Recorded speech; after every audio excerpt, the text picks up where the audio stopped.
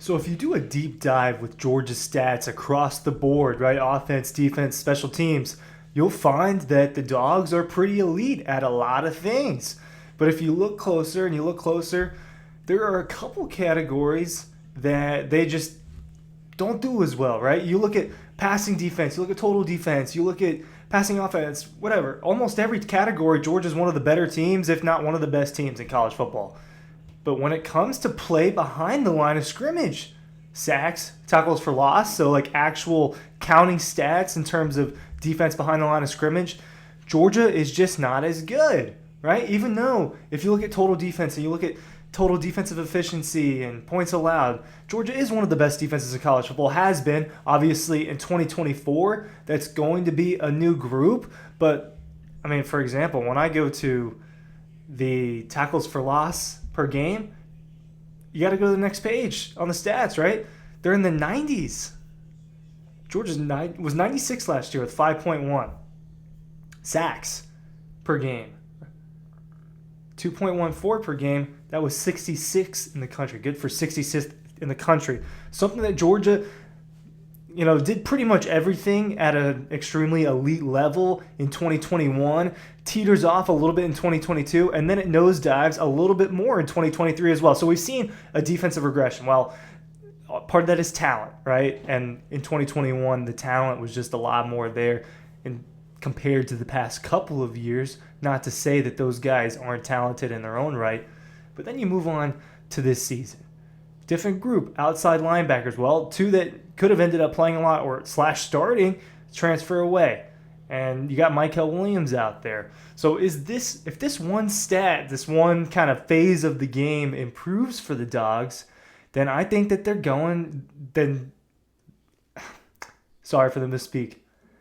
If they improve this one thing, then I think we talk about their defense getting back to a lot closer to the elite level that we saw in 2021. And that is a lot to ask out of a program, out of a defense, to compare it to a team that had, 13 guys that are now playing in the NFL on it? It was more than just the 11 starters that have made NFL rosters. So asking them to replicate what they did there, it's a tough task. But this stat just hasn't been as good for the Dogs the last few years.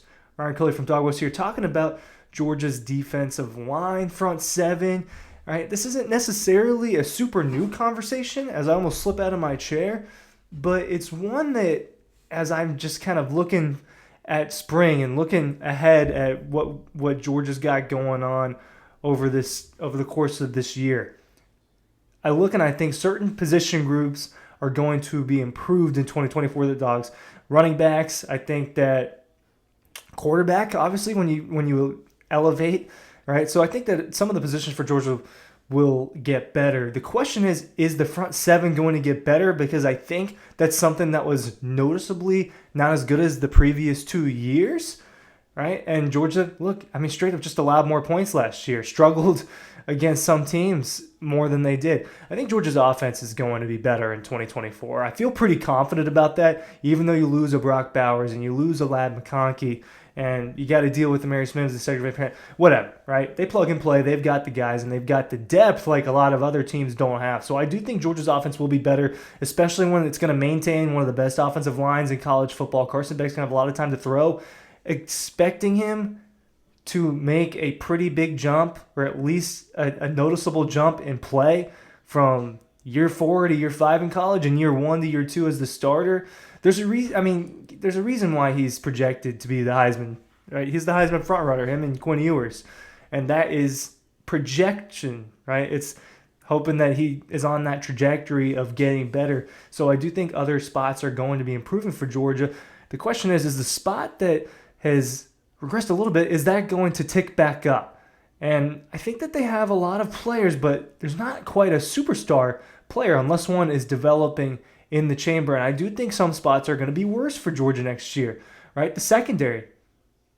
You can't sit here and tell me that losing Javon Bullard, Kamari Lassiter, and Tyke Smith, 3 very productive and 3-year guys at Georgia, all 3 of them spent 3 seasons at Georgia, mattered in those 3 years, even if it was garbage time in that first one.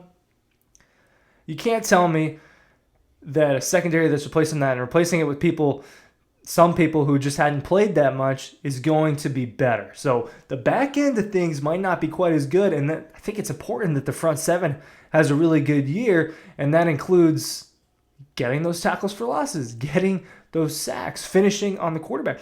You saw in the SEC championship game, you saw against Auburn a little bit, you see in a few games throughout the year, if you struggle to create that pressure and finish with that pressure, things can break down. You get a few extra seconds. You get guys running crossing routes, and all of a sudden they're wide open after 5, 6, 7 seconds, and someone like Jalen Miller is running around. So if Georgia's secondary wasn't quite as good as it's been the last couple of years, and I think that people have underrated it a little bit, to be honest, then the front seven would, it would have been a little bit more noticeable. And it's funny because I sit here and as I'm getting through this, Georgia's front seven is very good, right? The problem with Georgia, and I'm not saying that the fans have a problem, but the problem with the concept of the Georgia fan base right now and what happens when you get to an elite level is then that becomes a little bit of an expectation, right? And so Georgia is measured against itself the way an Alabama gets measured against itself over and over again. That's what's happened with the Dogs defense. And when you reach that level that you do in 2021, it feels like a parameter, a starting point, right?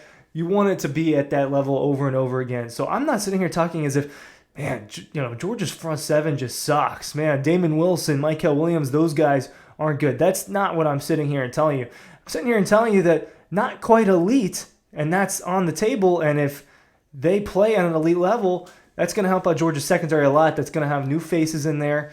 Obviously, you have an All-American and Malachi Starks back there, but it's going to be a different secondary that's going to have to find its chemistry. And I think chemistry is something that it showed a lot of the last couple of years.